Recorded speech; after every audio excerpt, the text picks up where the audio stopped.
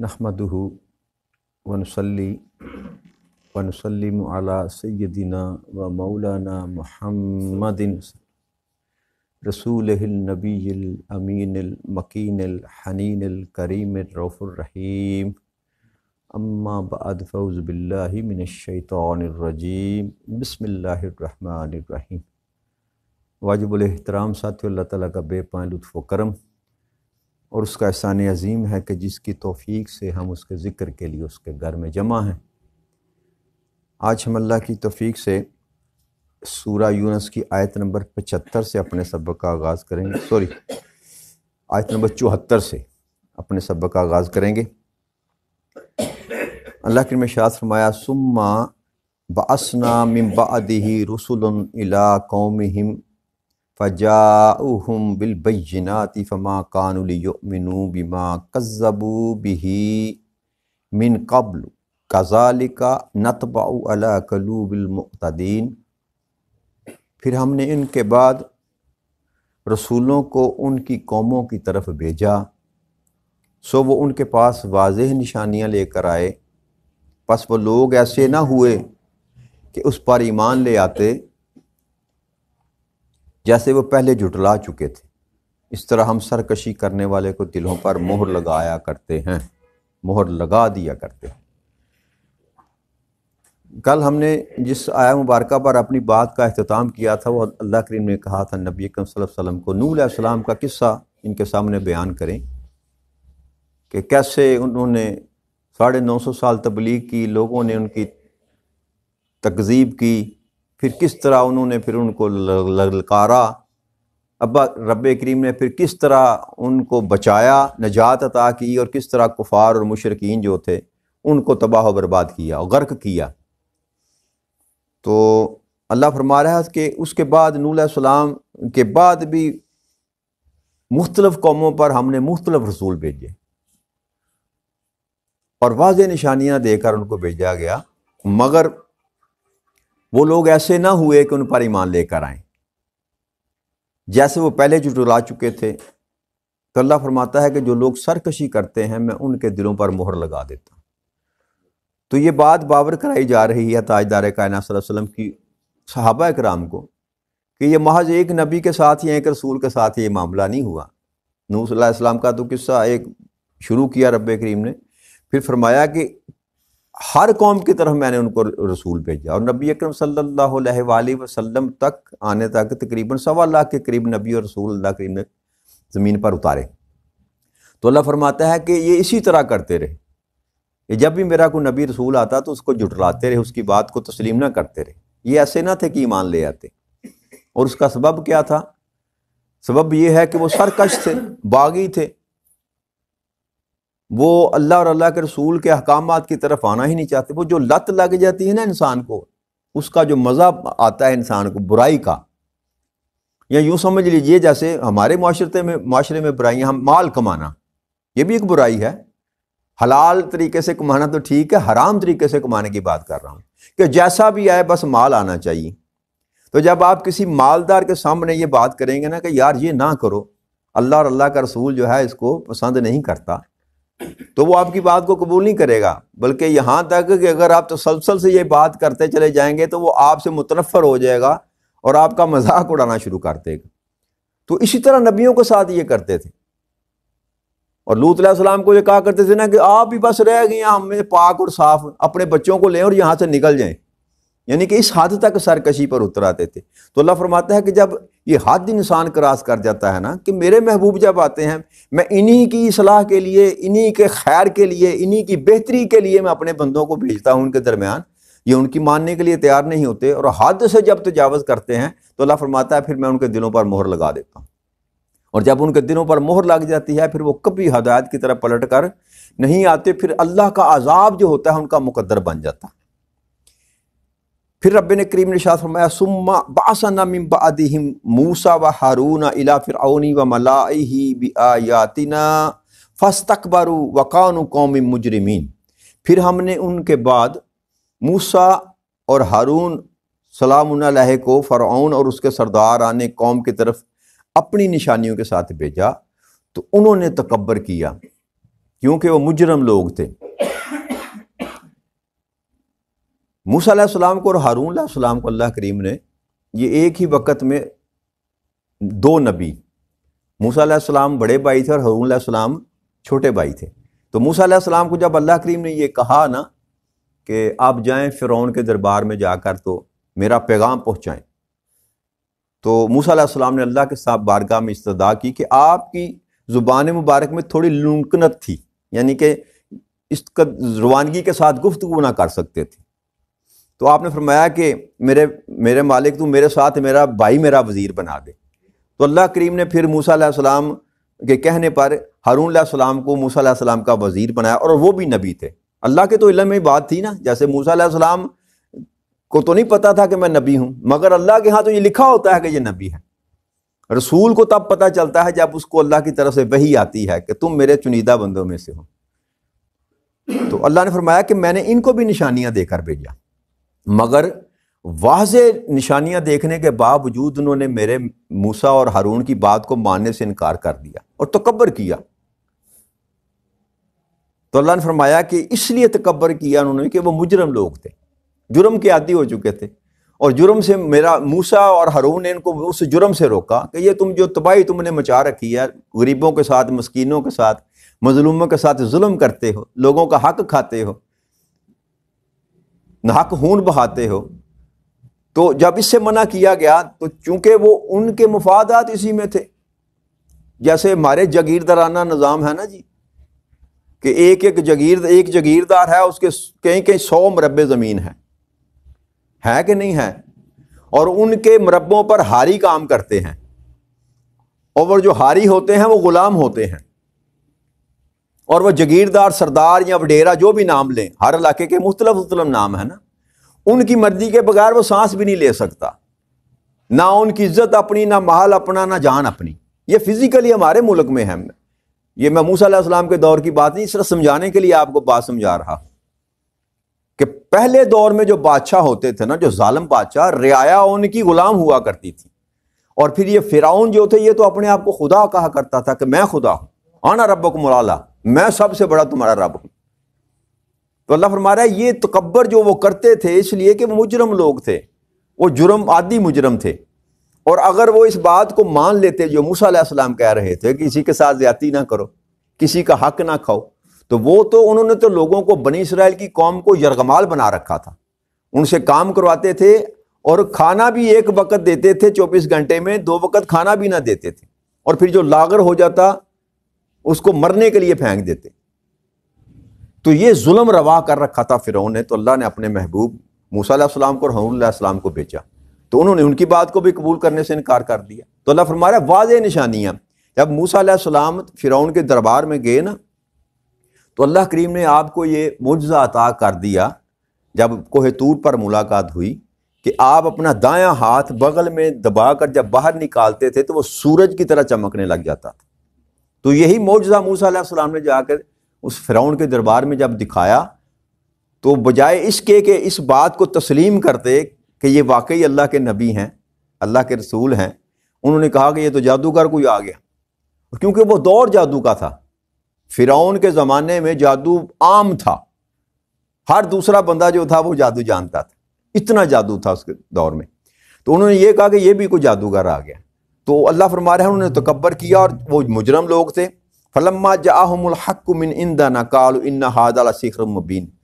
پھر جب ان کے پاس میرا حق پہنچا تو انہوں نے کہا یہ تو کھلا جادو ہے، یعنی کہ اللہ کے اس معجزے کو جو اللہ نے موسیٰ علیہ السلام کے ہاتھ پر صادر فرمایا اس کو جادو کہہ دیا۔ تو پھر اس کے جواب میں اللہ فرماتا ہے قال موسیٰ علیہ السلام نے کہا اتقول للحق لما جاءکم اسحر ھذا ولا یفلح الساحرون، کیا تم ایسی بات حق کے متعلق کرتے ہو جو تمہارے پاس آ چکا ہے کہ یہ جادو ہے؟ کیا یہ جادو ہے؟ تو جادوگر تو کبھی فلاح نہیں پا سکتے، جادوگر، کیونکہ جادو جو ہے یاد رکھیے گا وہ حق سے ہٹ کر ہے، اور یہ دین اسلام میں بلکہ ہر مذہب جو ہمارا، جتنے بھی مذاہب ہم نام لیتے ہیں نا، چاہے عیسائیت ہو، یہودیت ہو، یہ تو ہم نے نام رکھے ہیں نا، اللہ کے نزدیک تو دین ہی کہ تھا، اس کا نام اسلام تھا، بس اپنی پہچان کے لیے یہودیوں نے یہودی اپنے آپ کو بنا لیا اور عیسائیوں نے نصرانی یا عیسائی اپنے آپ کو بنا لیا، منسوب کر لیا۔ تو اللہ کے ہاں جو تھا نا یہ جادو کسی بھی دور میں کسی بھی نبی کی امت کے لیے یہ جائز اور حلال، یہ شیطانی عمل ہے۔ یہ سحر جو ہے اس کی نسبت شیطان کے ساتھ ہے۔ تو حضرت موسیٰ علیہ السلام کہنے لگے کہ کیا تم یہ کہتے ہو کہ یہ جادو ہے؟ تو جادو کرنے والا تو کبھی فلاح نہیں پا سکتا، کیونکہ اس کا دین کے ساتھ تعلق کو نہیں رہتا۔ جو بندہ جادو کا کام کرتا ہے وہ سارا کچھ ہونے کے باوجود مسلمان نہیں رہتا، یاد رکھیے، بھلے وہ جتنا مرضی کلمہ پڑھتا پھرے۔ جو بندہ جادو کرتا ہے وہ بندہ دائرہ اسلام سے خارج ہو جاتا ہے اسی لمحے، اس کے لیے کسی سے سند لینے کی یا سرٹیفکیٹ لینے کی ضرورت نہیں پیش آتی۔ اللہ کے ہاں وہ ڈکلیئر ہو گیا، جس نے جادو کیا، جادو کا علم سیکھا یا سکھلایا، وہ سارے کے سارے جو ہیں وہ دائرہ اسلام سے خارج ہو گئے۔ یہ بات موسیٰ علیہ السلام بتا رہے ہیں کہ جو جادو کرتا ہے وہ تو فلاح پا ہی نہیں سکتا، تو میں کیوں کر جادوگر ہو سکتا ہوں؟ قالوا اجئتنا لتلفتنا اما وجدنا علیہ اباءنا وتکون لکما الکبریاء فی الارض وما نحن لکما بمؤمنین۔ تو وہ کہنے لگے کہ موسیٰ علیہ السلام، کیا آپ ہمارے پاس اس لیے آئے ہیں کہ تم ہمیں اس طریقے سے پھیر دو جو ہمارے باپ دادا کا تھا، اور زمین پر تم دونوں کی بڑائی قائم ہو جائے اور ہم صرف تم دونوں کو ہی ماننے والے بن جائیں؟ تو انہوں نے یہ عذر پیش کیا یا یہ سمجھ لیے کہ متبادل بیانیاں اپنے لوگوں کو مطمئن کرنے کے لیے کہ موسیٰ علیہ السلام جو ہیں یا ہارون علیہ السلام یہ اللہ کے نبی نہیں ہیں۔ پہلی بات تو یہ ہمیں اپنے اس مذہب سے یہ پھیرنا چاہتے ہیں جس پر ہمارے باپ دادا قائم تھے، یعنی کہ وہ عقیدہ، باطل عقیدہ جس پر ہمارے اندھی تقلید جس کو کہا جاتا ہے، یعنی کہ میرا باپ ہے بس جس دین پر وہ ہے میں بھی اسی دین پر رہوں گا بھلے وہ حق نہ ہو، یا میرے دادے کا دین تھا، تو باپ کا دین ہو یا دادے کا دین ہو یا پردادے کا دین ہو، یہ اس بات کی علامت نہیں ہے کہ یہ حق ہے۔ حق وہ ہے جو اللہ اور اللہ کے رسول نے کہا، وہ چاہے آدم علیہ السلام سے لے کر نبی اکرم صلی اللہ علیہ وسلم تک کوئی بھی نبی تھا، کوئی بھی رسول تھا، جس نے اللہ کا پیغام دیا وہ حق ہے۔ اس کے پیچھے جو بھی کرنے والے تھے، جب باپ تھے یا دادا تھے، اس بات کی کوئی دلیل نہیں ہے کہ وہ حق پر تھے۔ تو پہلا عذر انہوں نے یہ کیا موسیٰ علیہ السلام کے متبادل اپنے لوگوں کو قائل کرنے کے لیے کہ یہ ہم سے ہمارے باپ دادا کا جو دین ہے یا مذہب ہے وہ چھڑانا چاہتے ہیں لوگوں کی محبت حاصل کرنے کے لیے۔ اور پھر دوسرا یہ فرمایا کہ دوسرا یہ چاہتے ہیں کہ ان دونوں کی بس جو ہے نا بڑائی ہو جائے مصر میں، کہ یہ ہماری حکومت پر قبضہ کرنا چاہتے ہیں، یہ مصر پر قبضہ کرنا چاہتے ہیں، بس یہ کہتے ہیں کہ بس ہمیں ہی مانا جائے، اس کے علاوہ کسی اور کو نہ مانا جائے۔ تو دوسرا جو لوگوں کے دل میں جو خناس ڈالا، انہوں نے یہ ڈالا کہ یہ اپنی بڑائی چاہتے ہیں، یہ خود بڑا بننا چاہتے ہیں، یہ ہماری حکومت پر قبضہ کرنا چاہتے ہیں۔ یعنی کہ دو انہوں نے باتیں کی، ایک یہ کہ ہمیں اپنے ماں باپ کے دین سے پھیرنا چاہتے ہیں، اور دوسرا یہ حکومت چاہتے ہیں۔ تو جو انسان کی سوچ کے اندر باتیں ہوتی ہیں ان کے مطابق انہوں نے اپنی قوم کو قائل کرنے کی کوشش کی اور موسیٰ علیہ السلام سے متنفر کرنے کی کوشش کی۔ تو پھر یہاں ہی بات ختم نہ کی، پھر فرعون جو تھا اس نے کہا وَقَالَ فِرْعَوْنُ ائْتُونِی بِكُلِّ سَاحِرٍ عَلِيمٍ، پھر فرعون کہنے لگا کہ میرے پاس ہر ماہر جادوگر کر لے کر آؤ۔ تو وہ جو لوگ دیکھ رہے تھے موسیٰ علیہ السلام کو اور انہوں نے اپنی آنکھوں کے سامنے موسیٰ علیہ السلام کا معجزہ دیکھا، تو یہ بات فرعون کے اندر بھی کھٹک رہی تھی کہ اب میں نے اگر اس کا بندوبست نہ کیا تو یہ تو لے دے جائے گا۔ اس بات کا فرعون کو پتا تھا کہ یہ جادو نہیں ہے، اس بات کی اس کو خبر تھی، مگر وہ چھپا اس لیے رہا تھا کہ وہ اس کا اقتدار تھا۔ اگر وہ مان جاتا موسیٰ علیہ السلام کو تو اس کو سب سے پہلے جس بات کا خطرہ تھا کہ وہ جو میری حاکمیت ہے وہ جاتی رہے گی، لوگ موسیٰ علیہ السلام کے پیچھے چلے جائیں گے، تو میرا کیا بنے گا؟ یہ ڈر تھا جس کی وجہ سے اس نے قبول نہ کیا، وگرنہ وہ جانتا تھا، اور اسی خطرے کے پیش نظر اس نے کہا کہ جتنے جادوگر ہیں نا میری سلطنت میں سب کو میرے دربار میں پیش کیا جائے۔ تو سارے جادوگر جو تھے مصر کے رہنے ارد گرد کے جتنے بڑے بڑے جادوگر تھے اس نے سارے کے سارے اپنے دربار میں بلا لی، اور پھر کہا فَلَمَّا جَاءَ السَّحَرَةُ قَالَ لَهُم مُوسَىٰ أَلْقُوا مَا أَنْتُم مُلْقُونَ۔ پھر سارے جادوگر جب آگے ایک خاص وقت طے ہوا، دن وقت طے کیا گیا موسیٰ علیہ السلام کے ساتھ، یوں سمجھ لیجیے جیسے آج کے زمانے میں کہہ لیں مناظرے کے لیے، کہ دیکھنے کے لیے کہ آپ سچے نبی ہیں کہ نہیں ہیں۔ تو ایک وقت طے کیا گیا اور منادی کرائی گئی اور لوگوں کو اکٹھا کیا گیا، ایک جگہ مقرر کی گئی، بعض کہتے ہیں دربار میں کیا گیا، بعض کہتے ہیں کھلی جگہ پہ بندوبست کیا گیا، وٹ ایور جیسے بھی تھا، مگر وہ بندوبست خود فرعون نے کیا۔ یہ ہوتا ہے رب کی طرف سے جو معاملہ، جب رب کرنے پہ آتا ہے نا وہ، تو ہر تدبیر انسان کی ہوئی جو ہوتی ہے نا، ظالم کی، ظلم کرنے والے کی حد تدبیر الٹی ہو جاتی ہے۔ کیوں کہ پیچھے جو تدبیر کرنے والا وہ کہتا ہے ایک تدبیر تم کرتے ہو اور ایک تدبیر میں کرتا ہوں، اور میری تدبیر جو ہے اس کو کوئی جھٹلا نہیں سکتا، موڑ نہیں سکتا۔ تو وہاں اللہ کی تدبیر کر رہا تھا، خود ہی فرعون نے اپنے سارے جادوگر اکٹھے کر لی اور خود ہی موسیٰ علیہ السلام کو موقع دیا کہ آؤ اپنے حق جو ہے اس کو لوگوں پر ظاہر کرو۔ تو جب سارے اکٹھے ہو گئے تو موسیٰ علیہ السلام نے ان کو کہا کہ اچھا ایسا کرو، تم پہلے کرنا چاہتے ہو جو کچھ کرو، ڈالو جو کچھ تمہارے پاس ہے۔ انہوں نے موسیٰ علیہ السلام کو کہا نا کہ آپ دکھائیں، انہوں نے کہا نہیں پہلے تم کرو، تم کیا کرنا چاہتے ہو۔ تو وہ جتنے جادوگر تھے، کسی نے اپنی چھڑی پھینکی، کسی نے اپنے رسیاں پھینکی، تو وہ لوگوں کے مجموعوں کے سامنے وہ سارے کے سارے سانپ بن کے نا ادھر زمین پر رینگنا شروع ہو گئے۔ تو لوگ حیران اور ششدر رہ گئے، اتنا بڑا جادو۔ تو اللہ کریم نے موسیٰ علیہ السلام کو کہا کہ اے میرے موسیٰ اب تو اپنا عصا پھینک۔ تو موسیٰ علیہ السلام کے ہاتھ میں جو لاٹھی تھی نا، جو آپ پکڑ کر چلتے تھے، آپ نے وہ جو لاٹھی زمین پر پھینکی تو وہ اژدہا بن گئی اور وہ سارے سانپوں کو نگل گئی۔ ساری لاٹھیاں جتنی جو کچھ انہوں نے سانپ بنایا تھا وہ ساری کو نگل گئی۔ تو اللہ کریم نے وہ جو تدبیر فرعون نے کی تھی اسی کو الٹ کر دیا۔ تو اس کے دربار میں جو بیٹھے ہوئے جادوگر تھے نا، جب انہوں نے دیکھا کہ یہ کیا ہوا، اب جو بندہ جس کام کا ماہر ہوتا ہے وہ جانتا ہے کہ اس کی حد کہاں تک ہے۔ جو بندہ جس فن کو بھی جانتا ہے نا، اس کے اسرار و رموز کو جانتا ہے کہ یہ اس حد تک ہے، اس کے آگے نہیں ہے۔ اب جادوگروں کو سمجھ آ گئی تھی کہ یہ جادو نہیں ہے، جادو تو بس اتنا ہی تھا جتنا ہم نے کیا، یہ جادو سے بڑھ کر کوئی چیز ہے، یہ جادو نہیں ہو سکتا۔ تو وہ سارے کے سارے جو تھے موسیٰ علیہ السلام کے سامنے سجدے میں گر گئے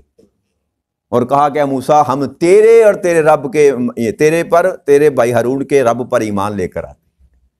تو یہ اللہ کریم نے جو بندوبست کیا فرعون کے، خود اپنے ہاتھ سے جو تھا اسی کے دربار میں یا اسی کے سجائے ہوئے میدان میں اللہ کریم نے حق کو باطل پر غلبہ عطا کر دی۔ تو یہ رب کریم کا نظام ہے، یہ رب کریم کا نظام ہے کہ رب کریم جب چاہتا ہے نا، جب جس کے ساتھ اللہ کی معیت ہونا، وہ کبھی کسی میدان میں شکست نہیں کھاتا۔ بس یہ بات انسان کے ذہن میں رہنے چاہیے کہ انسان کا جو محنت کرنے کا، کام کرنے کا، دعوت دینے کا، اللہ کا پیغام پہنچانے کا دورانیہ جو ہے نا، یہ کم بھی ہو سکتا ہے، زیادہ بھی ہو سکتا ہے۔ یہ اللہ کے ہاں لکھا ہوا ہے کہ کب اس نے اپنے امر کو نازل کرنا ہے، لوگوں کو ہدایت دینی ہے یا عذاب مسلط کرنا ہے، یہ امر اللہ کے پاس ہوتا ہے اور وہ حکمتوں والا ہے، وہ بہتر جانتا ہے۔ دیکھیں نا 950 سال کی میں نے بات کی کہ نوح علیہ السلام نے 950 سال کی تبلیغ، 950 سال کے بعد اللہ نے اپنا امر نازل کیا۔ تو یہ نبی اکرم صلی اللہ علیہ وسلم کے صحابہ کو بھی یہ بات سمجھائی جا رہی ہے کہ ابھی تو آپ کو کچھ وقت گزرا ہی نہیں، ابھی تو چند دن نہیں ہے، کچھ ماہ یا کچھ سال آپ کے ہوئے ہیں۔ تو یہ سابقہ انبیاء کے جو قصص ہیں، یہ بیان کرنے کا مقصد جو تھا ان لوگوں کی ڈھارس بتانا تھی صحابہ کرام کی۔ یہ دیکھو پرانے لوگوں نے پچھلے وقتوں میں میرے نبیوں کے ساتھ کیا ہوتا رہا اور پھر کس طرح رب کریم نے ان کا بندوبست کیا۔ اور یہ بات ہے، حق ہے کہ حق ہمیشہ غالب آ کر رہے گا، یہ اللہ کریم کا وعدہ ہے۔ تو اللہ کریم نے جا بجا قرآن کریم میں یہ بات سمجھائی اور سمجھانے کی ان کفار کو کوشش کی، کیونکہ یہ آیات کرام جتنی بھی آیات مبارکہ ہیں یہ تلاوت ان پر کی جا رہی تھی مشرکین مکہ پر، اور یہ یہود و نصارہ تھے اس وقت نبی اکرم صلی اللہ علیہ وسلم کے سامنے کہ یہ دیکھو کیا اللہ کریم نے یہ بندوبست نہیں کیا تھا۔ تو یہ سارا نظام جو اللہ کریم سمجھانا چاہتا ہے وہ یہ ہے کہ اللہ جو ہے وہ ہمیشہ جو ہے وہ باطل پر حق کو غلبہ عطا کرتا ہے، مگر یہ اس کی اپنی مرضی ہے، وہ کب کرنا چاہتا ہے اور کس کے ہاتھ سے کرنا چاہتا ہے، یہ اس کے اپنے ہاتھ میں ہے۔ یہ اللہ کریم نے قدرت کسی کو عطا، یہ اپنے پاس رکھا ہوا اس نے معاملہ، اسی کو امر کہتے ہیں جس کو اللہ کا، جب اللہ کی طرف سے آتا ہے وہ جب چاہتا ہے کرتا ہے، اس میں کسی کا عمل دخل نہیں ہوتا۔ لہٰذا انسان کوئی بھی ہے نا جی، یہ تو نبیوں کی بات کی جا رہی ہے نا، کوئی بھی انسان کوشش کرتا ہے، صحیح کرتا ہے نا کسی بھی معاملے میں،